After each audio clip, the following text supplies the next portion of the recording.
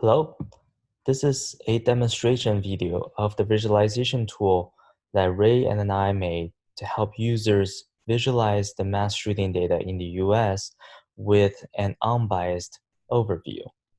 So our purpose is to create an interactive visualization to let users form their own opinions and see unbiased facts in the mass shooting data. So our approach will allow the users to modify the mass shooting definition by changing the minimum number of victims that has to be in an event to be defined as a mass shooting. And will allow their interactive visualizations and let the user see multiple aspects of the mass shooting to remove their mass shooting related biases. So we have three sources of the data, including the mass shooting database maintained by Stanford University and the US demographic data, and also the US firearm import, export, and manufacture. So our intended users are gun control policymakers, gun control promoters, and also people who are curious about this topic. So in our first visualization is a side-by-side comparison between the demographic breakdown in the US and the ethnicity distribution of the shooters among the mass shooting events that we are able to collect.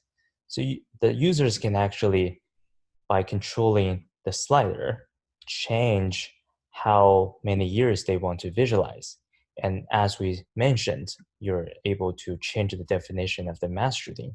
So the bar chart on the right will interact. So in our second visualization, it shows multiple informations with filters in them. So in the US map distribution of the mass shooting events that happened between 1990 and 2016, so each circle represents one mass shooting event, with the size of the circle representing the number of fatalities, and the color of the circle was the race of the shooter. On the top right, it's actually a pie chart of the ethnicity distribution among the shooters. You can actually interact it by clicking on the corresponding color, and all the chart will update based on the information of the shooter's race. So the two bar charts in the middle show the age distribution of the shooters and the day of the week that the mass shooting happened correspondingly. And the last heat map in this dashboard, it shows the fatality that caused by each type of weapon. In the second dashboard, very similarly, users can interact with the years and also the minimum number of fatalities that has to be defined as a mass shooting event. So it actually shows a side-by-side comparison between the mass shooting distribution in the US from different states, and it is compared with the US population distribution. There are certain correlation that the users can observe between the two graphs.